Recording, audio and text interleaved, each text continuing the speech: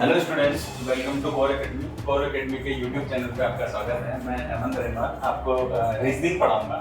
तो बच्चों, रीजनिंग का क्या इंपॉर्टेंस है कि कहाँ पर ये काम आता है। रीजनिंग मेंटल एबिलिटी जो है ये कहाँ पर काम आता है। तो बच्चों, जितने भी कॉम्पिटिटिव एग्जाम होते हैं, जितने भी कॉम्पिटिटिव एग्जाम आप देंगे, जैसे अभी आज का ये जो वीडियो है ये 19 स्टूडेंट्स के लिए है जो अभी 10th क्लास में पढ़ाई कर रहे हैं। 10th क्लास में एक एग्जाम होता है NTSE। ये देखो, NTSE national talent search examination का एग्जाम होता है 10th क्लास में।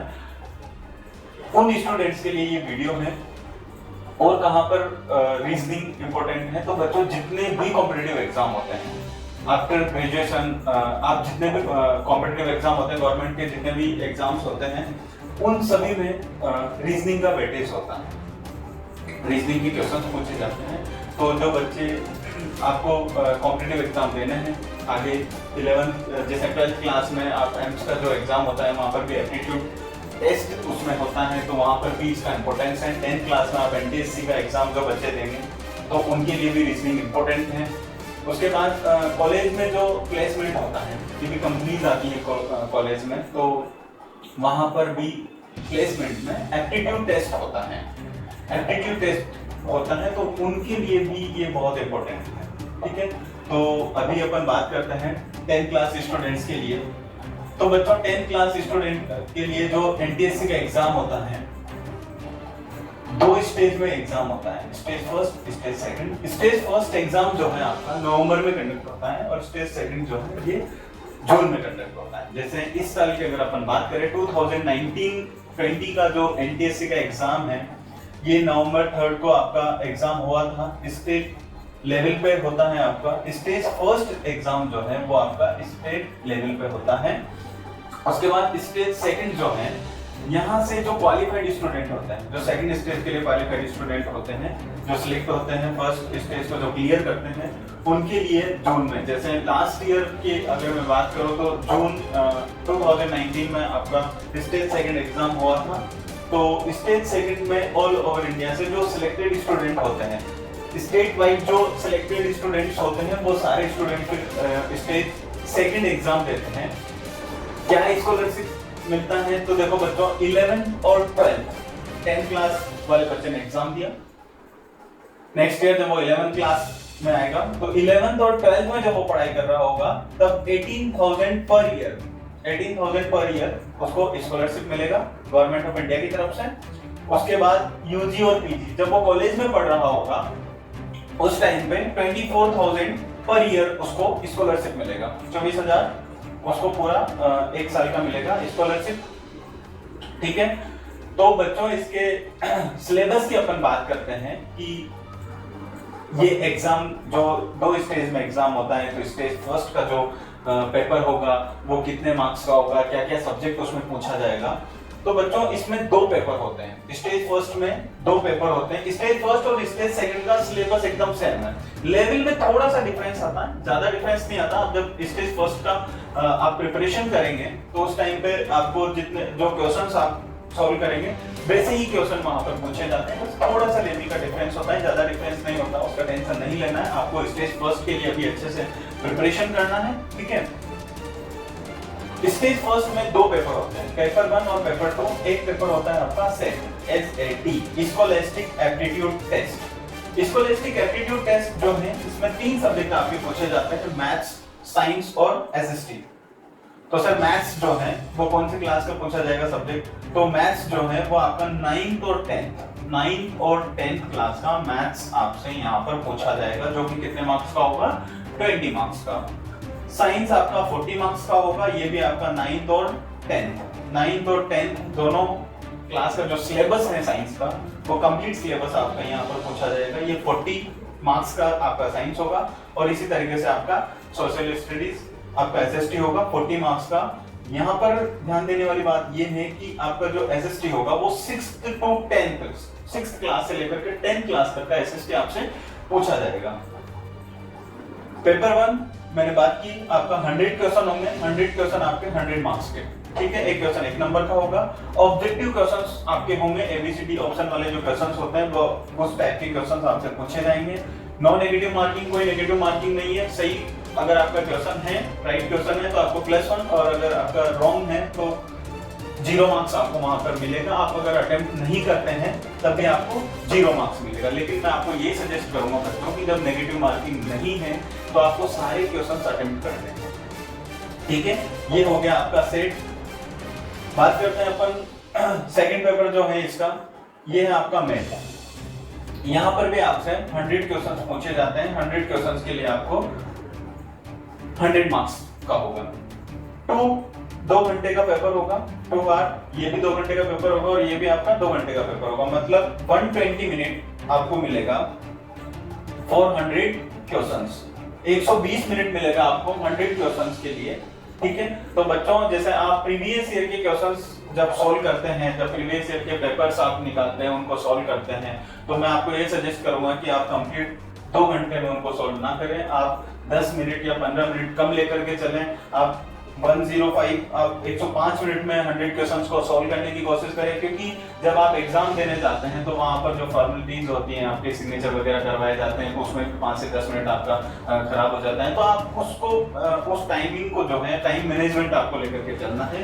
तो आपको यहाँ पर जब भी आप क्वेश्चन सॉल्व करते हैं, जो भी जैसे आपकी कोचिंग में जो टेस्ट होंगे, टेस्ट में जो आपको टाइम दिया जाएगा, मैं वैसे 10 मिनट कम ही देता हूँ।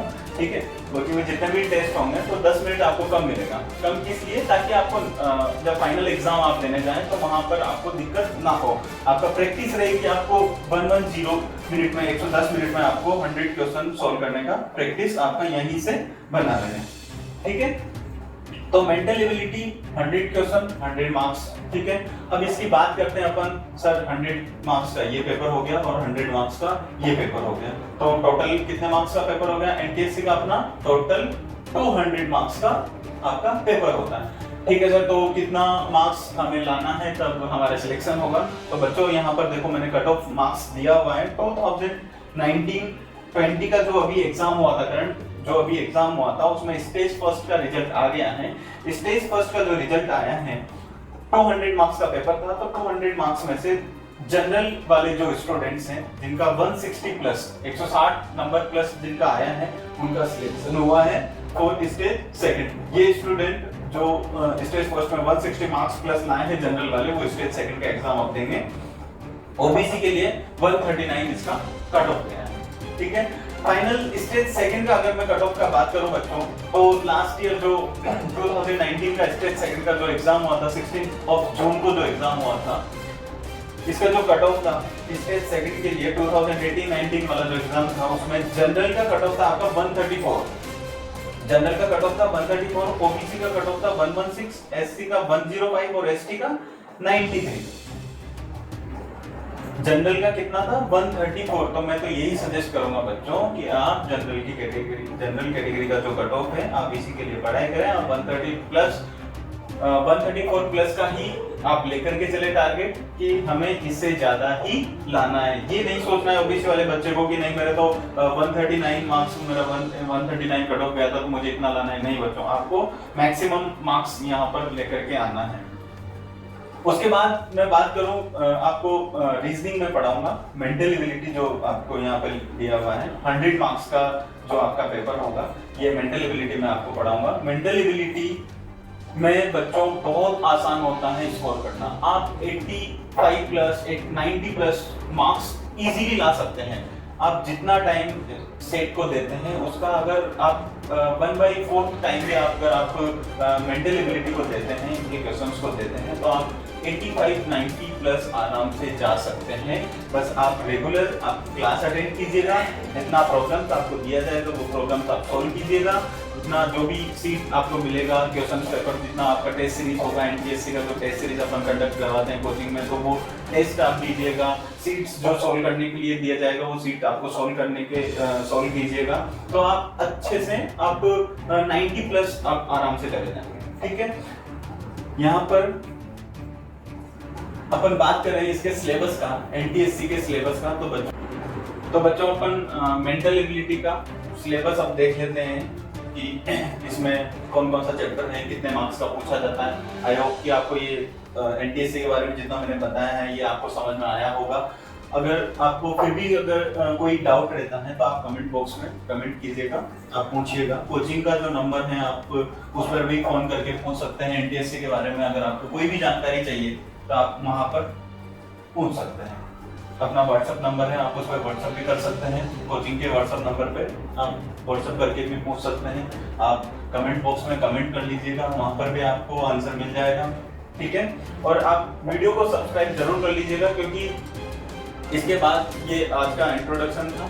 इसके बाद आपका फर्स्ट जो चैप्टर आने वाला है रीजनिंग में, जो अपन फर्स्ट चैप्टर पढ़ेंगे उसका नेक्स्ट वीडियो वही होगा, तो बहुत इंपॉर्टेंट है वो।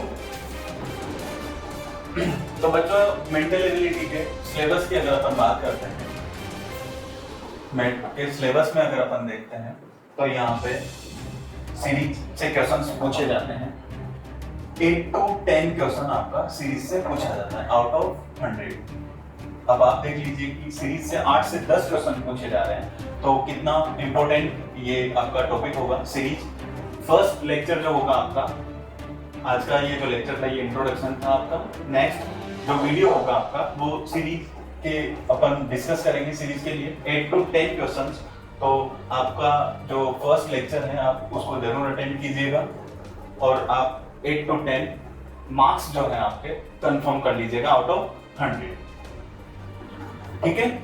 इसको वीडियो को आप सब्सक्राइब कर लीजिएगा, ताकि नेक्स्ट जो वीडियो आपका अपलोड होगा सीरीज के जो क्लास होगा उसका आपको नोटिफिकेशन मिल जाए और आप उसको अटेंड करें।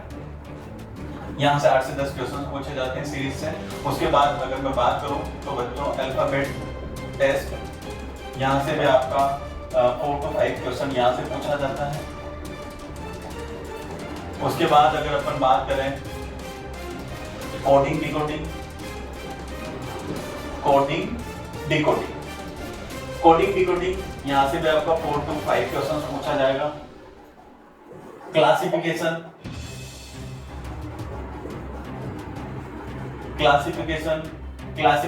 से आपका 4 to 5 क्वेश्चन क्लासिफिकेशन से पूछा जाएगा। उसके बाद मैथमेटिकल ऑपरेशन,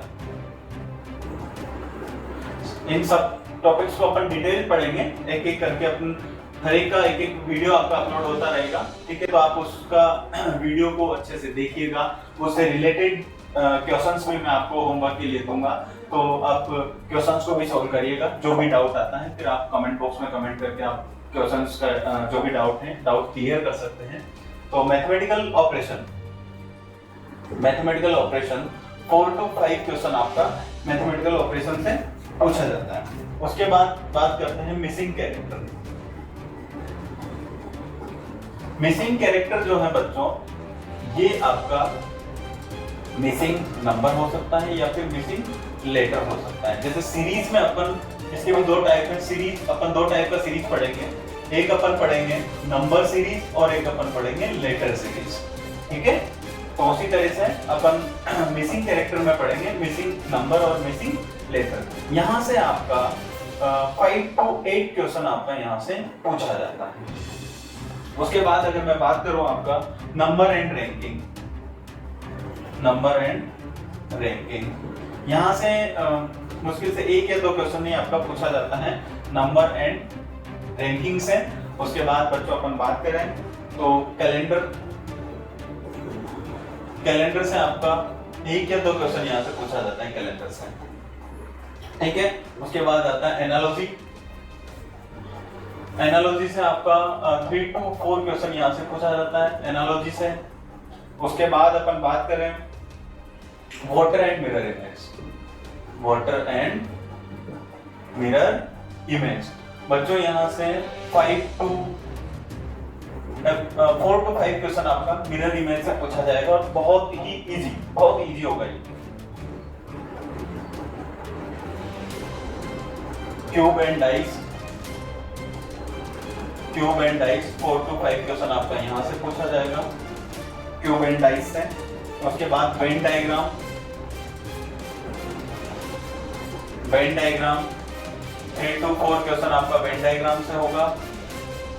नेक्स्ट अपन बात करें काउंटिंग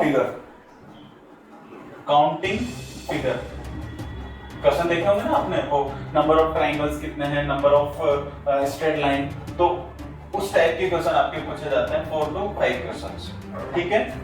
इसके बाद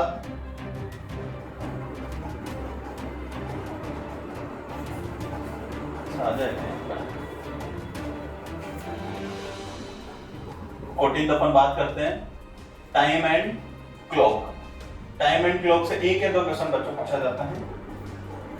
एम्बेडेड फिगर,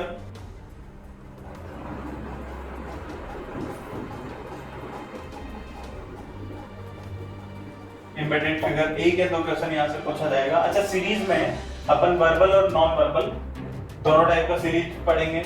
वैसे ही आपका क्लासिफिकेशन भी वर्बल और नॉन वर्बल दोनों टाइप का अपन पढ़ेंगे। एनालॉजी, वर्बल और नॉन वर्बल एनालॉजी दोनों टाइप का अपन यहाँ पर डिस्कस करेंगे जब भी क्लास होगा उसमें। 16 जो है आपका paper folding and cutting, paper folding and cutting. यहां से एक या दो क्वेश्चन आपका पेपर फोल्डिंग और कटिंग से पूछा जाता है। फिर आता है आपका ब्लड रिलेशन, ब्लड रिलेशन यहाँ आपका 3 to 4 क्वेश्चन ब्लड रिलेशन से पूछा जाता है। Direction sense, direction related questions आपको पूछे जाते हैं।